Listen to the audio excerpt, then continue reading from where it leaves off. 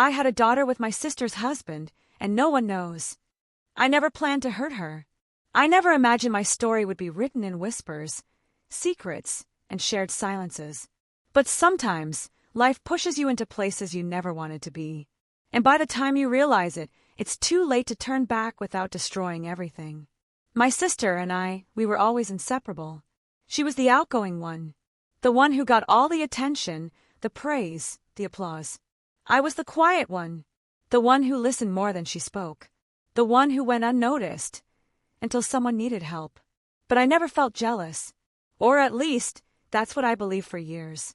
Until he showed up. Daniel came into our lives like an elegant hurricane. A doctor, charismatic, intelligent. She met him at a conference, and weeks later, she was already bringing him home like the trophy we had all been waiting for. And no one could compete with him. He knew exactly what to say, how to look at you, how to draw you in. Even I, who had always been cautious with men, was disarmed in seconds. The first time he looked at me differently was at a family dinner. I was telling some silly anecdote from work, nothing special. But he listened with a focus that made me uncomfortable. It wasn't just politeness. It was something else. When I laughed, he laughed too. But his eyes never left mine. It was just a moment. But I felt it, as if he was truly seeing me for the first time. I tried to ignore it, told myself I was imagining things. But then came more gestures, subtle comments, a brush of hands while passing plates. That color looks great on you. Small things, barely noticeable, but enough to make my heart beat unevenly. Years passed, and they got married. A perfect wedding. My sister radiant. Him, smiling. Me a silent witness to something I could no longer control.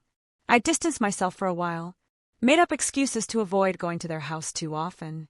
But my sister needed me, and he knew that too. One day, he called me to help plan an anniversary surprise for her. I agreed without thinking. As always, we were alone in the kitchen decorating a cake. He had flour on his hands. So did I. We smiled. It was ridiculous, almost childish. But when our hands touched, he didn't pull away. He looked at me and said, "Sometimes I wonder what things would have been like if I'd met you first." I froze. I didn't respond. I couldn't. He stepped back, laughed like it was a joke. But his eyes didn't lie. Something broke inside me that day. For months, I avoided being alone with him. But circumstances always brought us back together. Family, events, inevitable visits. And each time, that invisible tension became more unbearable. No one suspected a thing. No one imagined anything. Until one night, at a birthday party, we drank more than we should have. Everyone else had gone to bed. We were alone in the living room. He came closer, looked at me like time had frozen. He said, "I can't stop thinking about you." And I, instead of running, kissed him. That kiss changed everything. It was like opening a door that shouldn't have existed, but had always been there waiting. We saw each other in secret for a year. A full year of lies, of hidden meetings, of guilt and desire in equal parts. It wasn't just physical. We talked about everything. He knew me better than anyone. He made me feel seen, chosen, desired finally. Until I got pregnant. Chaos didn't come right away. First came silence, fear, the question that drilled through me day and night. What if it's his? Because there was a margin. A small one, but enough to leave me uncertain. I didn't tell anyone, not even him. I disappeared, moved to another city, invented a job, cut contact with everyone. My sister thought it was stress, a personal crisis. She never suspected a thing. Daniel wrote to me, called, but after a few months, he gave up. And I had my daughter alone, in a clinic where no one knew me, where no one would ask questions, where I could pretend it was just another story, like so many others. My daughter has his eyes, and that's what takes my breath away every time she looks at me, because she still doesn't know who her father is. And my sister still calls me to tell me how much she loves the man who sleeps beside her every night. The first months with my daughter were a wild mix of absolute love and constant panic. Every time I held her in my arms, I felt like the world could stop and everything would still be okay. But I barely slept, barely ate. Every one of her gestures made me search her face for traces of him. And I found them. In her eyes, in the way she furrowed her brow, even in how she stayed silent just before smiling. Daniel was there. And that terrified me. Living in another city gave me a certain peace. No one asked questions. No one suspected. I invented a convincing story that the father of my child was someone I'd had a short relationship with, but who left as soon as he found out about the pregnancy. No one questioned it. And deep down that hurt, because I realized people expected that from me. The quiet sister. Invisible. The one who makes mistakes. My sister called me every week. She spoke excitedly about her new house, vacation plans, the things Daniel did to make her feel special. Sometimes, she put me on speaker and he'd say hello from the background. I replied calmly, pretending I felt nothing. But inside, I was falling apart. I never told her it was him. Not even a hint. I simply said I needed to be alone, to focus on my daughter, that I wasn't ready to come back yet. And she, blessed innocence, understood. Or so I thought. One night, rocking my daughter in the dark, I got a message from Daniel. "How are you? I haven't stopped thinking about you. I dream of meeting her." It was the first time he referred to my daughter. His daughter.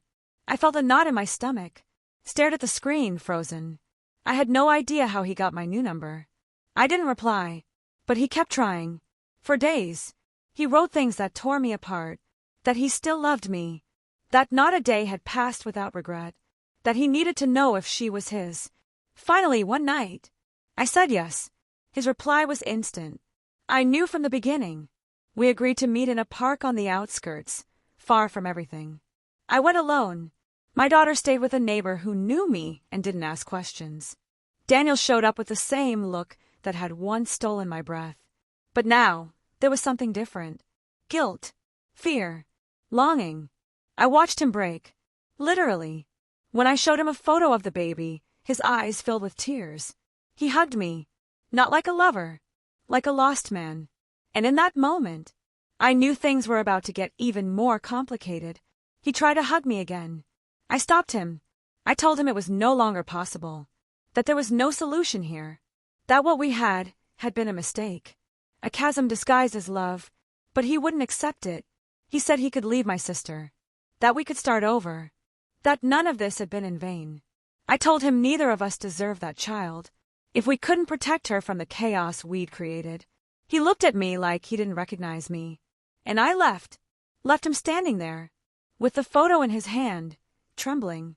After that, a storm broke loose that I didn't know how to contain. Daniel began pressuring me. He wanted to see her, wanted to know more, wanted to be involved. And I didn't know what to do. How would I explain to my daughter, when she grew up, that her father was her aunt's husband? How would I ever look my sister in the eye, knowing I was hiding the biggest betrayal? One afternoon, while my daughter slept, I got a call. It was my sister. Her voice trembled. She asked if she could come see me, that she needed to talk, that she didn't understand anything, but something was wrong. I felt the world collapse on me. That night I didn't sleep. The next day, she arrived, with a small suitcase and red eyes. She hugged me tight, too tight. She told me Daniel was distant, strange, that sometimes she'd find him crying without explanation, that she had found odd messages on his phone, no names, just erased conversations, that he wasn't the same. "Do you know something?" she asked with a broken voice. I froze. I lied. I told her no, that I didn't know anything, that maybe it was just stress, that men break too. She wanted to believe me. She hugged me again, and I hugged her back, feeling each second turn me into something I never wanted to be. That night, while she slept on my couch, I heard her crying in silence, and I knew I wouldn't be able to keep this lie for much longer. Because what was coming wasn't just pain. It was the truth. I didn't plan to confess it. Not that night. But some silences hurt more than any words. And seeing her like that, defeated on my couch, her face hidden in her hands, made everything inside me collapse. The next morning, just as the sun began to filter through the window, I made her coffee. My hands were shaking so badly, I spilled some on the table. She didn't even flinch. Her gaze was lost. She looked absent. I asked if she'd slept. "I think Daniel is in love with another woman," she whispered, without looking at me. I didn't know what to say. Silence was my only response. But in that silence, she understood more than I ever wanted her to. She looked at me, directly, as if searching inside me for something to confirm her darkest suspicion. "Is it you?" I froze, felt my legs give out. I could only sit down, take a breath, and speak the truth. Yes. The moment I said it, became a crack, impossible to close. She didn't scream, didn't cry, didn't insult me. She just remained still, as if the air had frozen. After endless seconds, she stood up and went straight to the room where my daughter was sleeping. She stood in the doorway, watching her. "Is she his too?" I don't know how my mouth replied. Before my mind did, but it did. Yes. Then she did cry, but not out of rage. Not at first. She cried like someone drowning from within, as if each sob came from a place very old, very deep. I saw her hug herself, as if trying to hold herself together, as if the weight of the world was on her shoulders. "How long?" she asked. "A year," I replied. She walked into the kitchen, took her coffee cup, and threw it against the wall. It shattered into 1,000 pieces, just like her, just like everything. Then she said something I will never forget. "I loved you more than anyone, more than him, more than anything." And that sentence tore me apart. I walked her to the door without saying a word. I couldn't. She left without looking back. And with her departure, the part of me that still believed this could be fixed left too. For weeks, I heard nothing from her. I tried calling, texting. Nothing. The cruelest silence there is from someone who knows everything about you and decides not to say another word. Daniel called me that same night. His voice was desperate. He said she had confronted him, that she knew everything, that she had packed a suitcase and gone to their parents' house. He asked if he could see me. I said no, that this was over, that his presence in my life only brought destruction. And I hung up. He didn't try again. A few days later, I received a letter from my sister. Handwritten. Exactly 3 pages. I read it with my heart in my throat. She said she forgave me. Not for me, but for herself. That she needed to do it to move on. That she couldn't carry that hatred. That she understood I had been weak, cowardly, yes, but also trapped. That she didn't justify anything, but wouldn't let my mistake define her story. And at the end, a sentence that still burns. "I don't want to see you again. Not because I hate you, but because I don't know how to keep loving you. After what you did, I fell apart. It was the most painful loss I've ever endured. More than Daniel, because I never truly had him. But her, I did. Months passed. I stopped trying to reach her. I focused on my daughter, on rebuilding something that made sense, even if only for the two of us. I changed my number, moved again, this time farther, much farther. Even changed my last name on social media. Disappeared from the family map. I needed to start over. And for the first time, I understood something clearly. Not all truths need to be told, but some, when hidden, end up destroying everything. Anyway, my daughter grew up healthy, happy. No questions yet. I became a mother, a protector, an architect, of a new life, built on the ruins, of a story that should never have begun. But the past doesn't disappear. It lingers, crouched waiting. And I know it, because every time my daughter asks me if she has uncles, if she has cousins, if she has family, I don't know what to say. And with each passing day, the moment gets closer, when I'll have to tell her who her father is, and also who her aunt is. Distance at first was a relief. Changing cities, cutting ties, disappearing. It was like covering an open wound with a warm blanket. It didn't heal, but at least it didn't hurt as much. I focused entirely on my daughter, on every meal, on every nap, on every small milestone. Motherhood gave me structure, purpose. It was my net, my shield, my engine. But the world doesn't stop just because you want to disappear. One day, I received a legal notice. Daniel had filed a paternity suit. My body froze. I didn't know whether to laugh, cry, or run. The last I'd heard from him, he had given up, accepted my decision to cut him off. But no, he had decided to go after the one bond still connecting us, our daughter.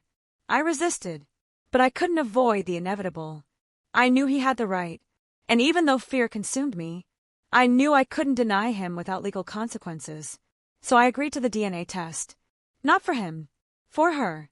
Because, even if I hated him at that moment, I couldn't keep denying his part in this story. The result came quickly, 99.9% match. Daniel asked to see her. I refused at first, but the judge was clear.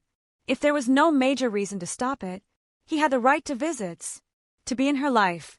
So I saw him again, for the first time in over a year, in a neutral room, at a family center, wearing the same white shirt as always, with a tired face, holding a bouquet of flowers. I didn't know if they were for her or for me. Our daughter didn't recognize him. He was a stranger. She looked at him with curiosity, with shyness. Daniel cried. He knelt down, spoke to her softly, told her he was her dad, that he loved her very much. She didn't understand. She just let him hug her, and I broke in silence. He started seeing her every 2 weeks, supervised at first, then with freedom. He showed up, always on time, brought books, toys, songs. He didn't try to come close to me, didn't cross the line, and that somehow gave me peace.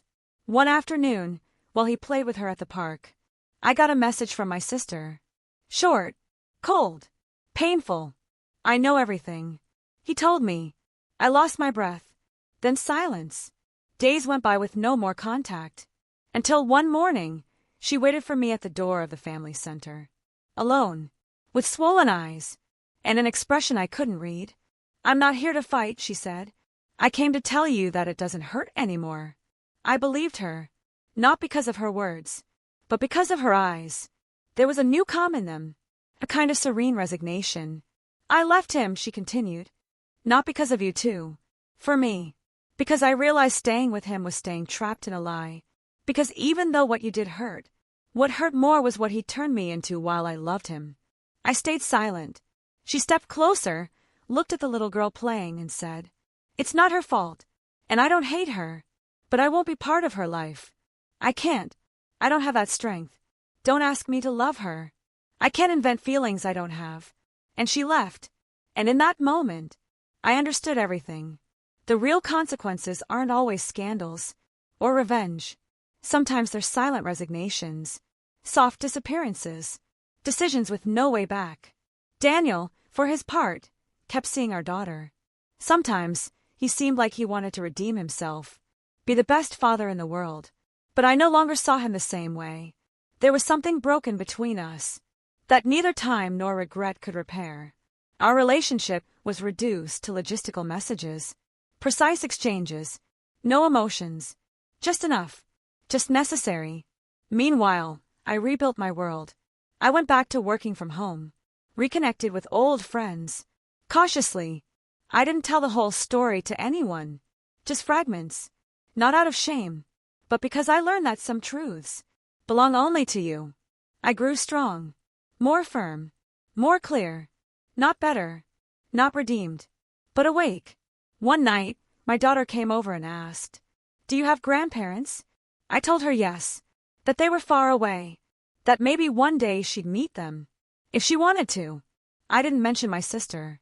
Not yet, because I still didn't know how to tell her that the woman who was once my first home, the one who taught me to braid my hair, to share, to trust, was no longer in our lives, and that it was my fault. But I also understood that guilt, when turned into responsibility, stops drowning you. Because I couldn't change the past, but I could build for her a clean present, an honest one, a stable one. And that's what I did. There are truths that aren't told to justify ourselves, but simply to be able to keep breathing. This is one of them. And even though I've learned to live with everything it caused, I still carry the weight of what it meant.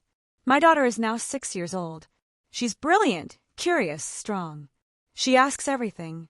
She challenges me with her precocious intelligence, with her unexpected questions, with the way she looks at me as if she can see inside me. Sometimes I feel like she senses more than she understands, as if her soul knows that she was born into a complicated story, but that she was wanted, loved, cared for, even before she could understand what any of it meant. She still doesn't know who her aunt is. She knows she has one, because I told her recently. I showed her an old photo, the two of us laughing on the beach as teenagers. I told her she's an amazing woman, that she met her once when she was a baby, but I didn't say more. I didn't say why she's not here, or why she won't be. She also doesn't know the full story about her father. He sees her regularly. He loves her, I know that. And she loves him too. But his presence in our lives is contained, measured, handled with careful distance. I don't try to interfere with their bond. I only try to protect ours. Over time, I stopped asking myself whether I did right or wrong. I understood that not all decisions come with a clear moral label. Some are born from pain, from lack, from the emptiness we carry without even knowing. Loving Daniel was a mistake. Yes, but it was a human mistake. Tragically human. And having my daughter was the one beautiful consequence of it all. Sometimes, in silence, I let myself remember my sister. I wonder if she's okay, if she rebuilt her life, if she ever thinks of me. I've seen her on social media, with other people, in another city. I've never written to her. I won't, because when someone tells you they don't want to see you again, you have to believe them.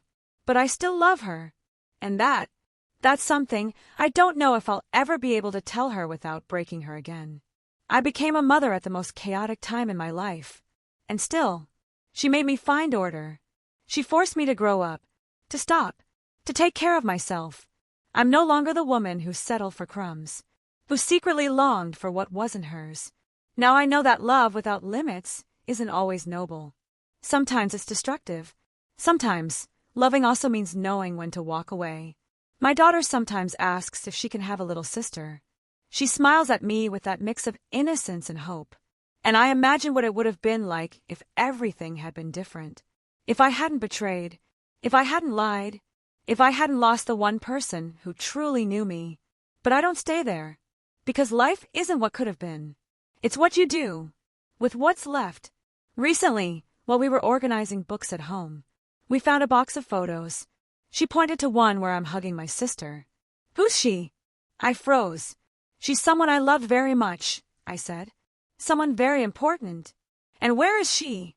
In another place, I replied. But she'll always be right here. And I pointed to my heart. She didn't say anything else, but she hugged me. And in that gesture, I knew she was forgiving me without knowing why. And maybe, someday, I'll be able to forgive myself too. Because love can begin as a wound, but when you choose it wisely, it can also be the cure.